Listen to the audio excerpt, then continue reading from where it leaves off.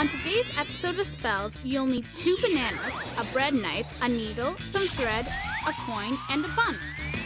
Get ready to have some fun.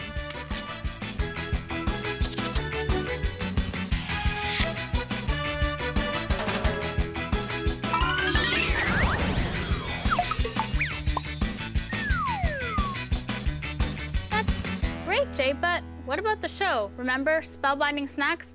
We were supposed to juggle apples, and you've got the apples. Oh, that's right, that's right. Okay, well, look, I'll be there as soon as I can. Sorry, I'm coming right now. Okay, bye.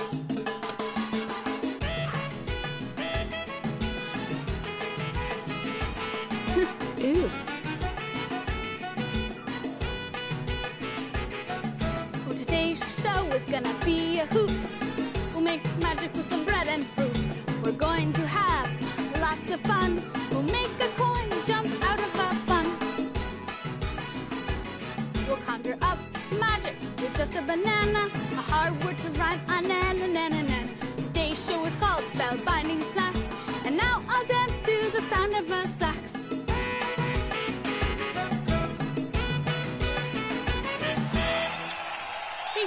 Thank you, yes, no, thank you.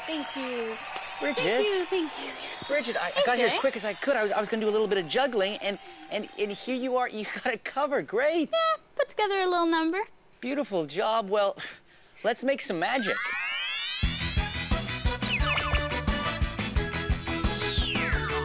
Hey, Bridget, how would you like to see a magic trick with a couple of twin brothers? Sure. Ta-da! There they are. Well, I mean, they look the same. They're pretty much twin. And look, they must have grown on the very same tree. Tell you what, I'm going to give you one. You take one. Okay. I'm going to take the other. And I think there might be a magical connection between the two brothers. Oh, yeah? Yeah. Watch. I'm going to bring this knife along right above the banana. At some point, I want you to say stop. Okay, here we go. Stop. Right there. Look. Going straight down. Right where you said stop. Now we're good for lunch, huh? Cut the banana right there. Now, unpeel your banana. I said there was a magical connection between them. Unpeel. I think you're gonna find. Look. Show. Right there, at the exact same spot. Here is how you do it. Gonna need a needle and some thread. Gonna thread it through about 2 feet of thread and double it up, okay? And then knot the end. That way, so it's knotted here, the thread. Now, you're gonna prepare one of the bananas by taking the needle and sort of near the top half or the top of the banana, slipping it through like that, okay? Then you're gonna go through the same hole, so not your first hole, but the second hole here, and thread the needle again.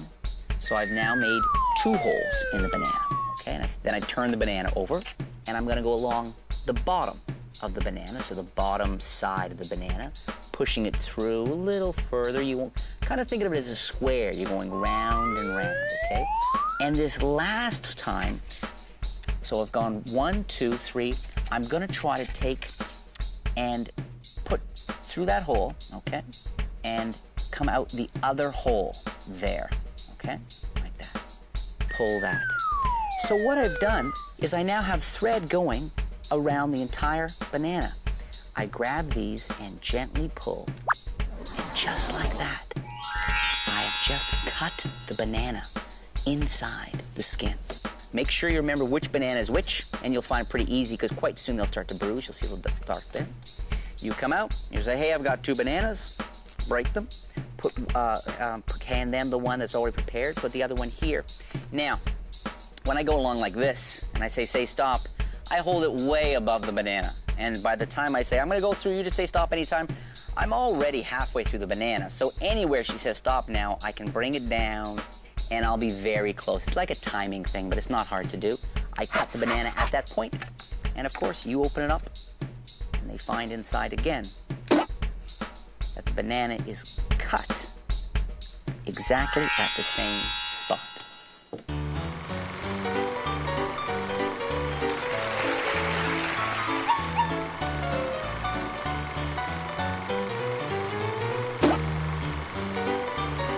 Tell me when to cut.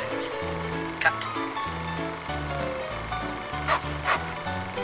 Can you open this one up? I would hope so. Oh.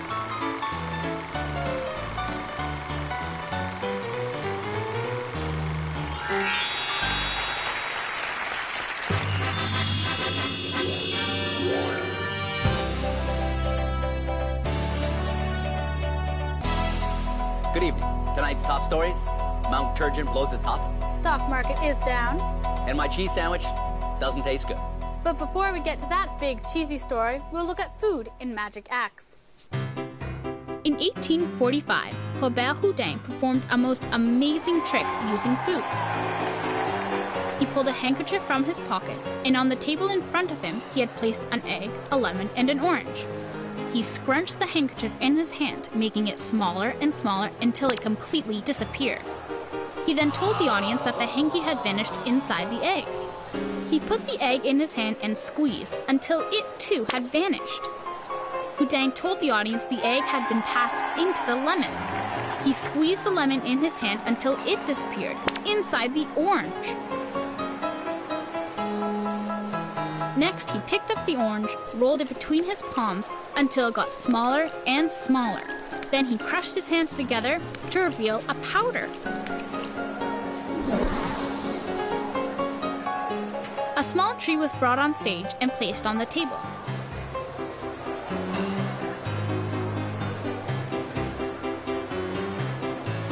Houdin sprinkled the powder on the tree, and one of the oranges magically grew larger and larger until it was full-sized. Finally, he opened the orange, revealing the handkerchief inside.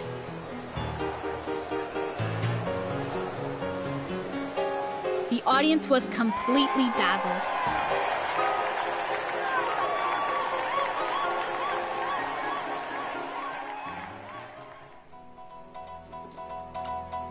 There you have it. Magic with food. Or is it food with magic? Either works, Jay. Right to our bridge.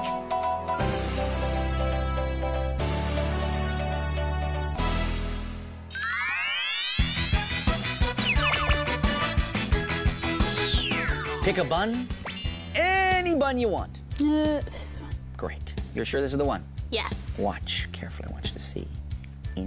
Oh. Looks to me like that was Nice. the perfect bun trick. Here is how you do it. Bridget, you've got to be a very good baker. You've got to be able to bake a whole lot of buns with coins in each, and I'm kidding, of course. The coin starts hidden in my right hand. They choose a bun.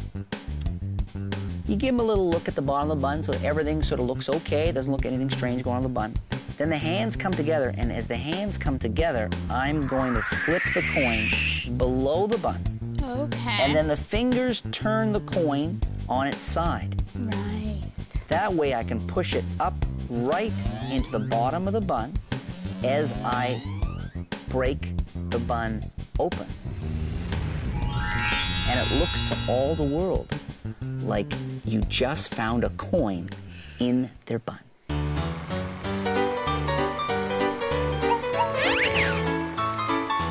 right, Jay, pick a bun, any bun. That one. This one? Mm-hmm. All right.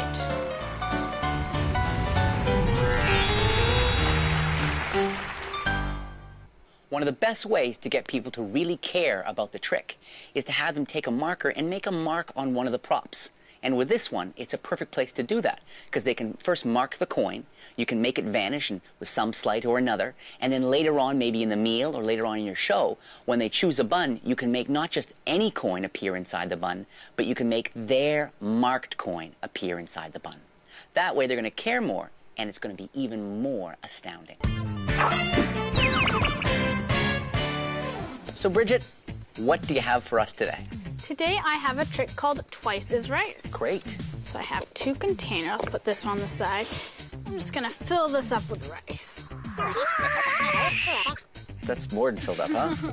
Now, do you want to level that off with this magic wand? Sure. Okay, let's see. Whoa.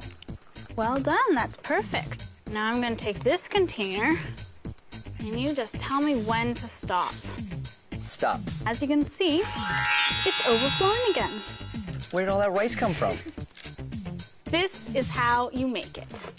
So what you're going to need is 2 containers exactly the same. What you're going to do is you're actually going to cut the lip off one of the lids so it can fit inside the container.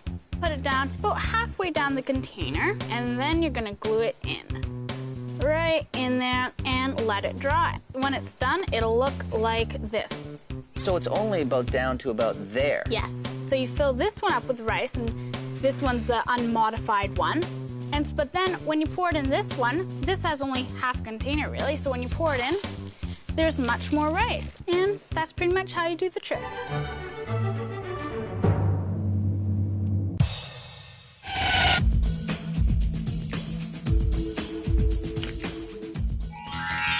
Thanks for joining us today. And remember, the best part about doing magic with food is you can always eat your props.